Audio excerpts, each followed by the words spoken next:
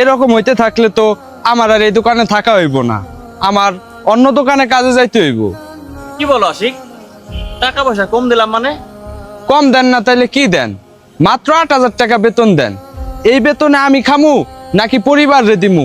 আর বউরে একটা শাড়িও কিনা দিতে পারি না, তাইলে এই টাকার কাজ করে কি কোনো লাভ আছে? 8,000 টাকা বেতন? না না, আমি তো তোমাদের 8,000 টাকা বেতন দেই না, তোমাদের প্রত্যেকরে মাসে 16,000 টাকা বেতন দিই আমি। কি কন স্যার?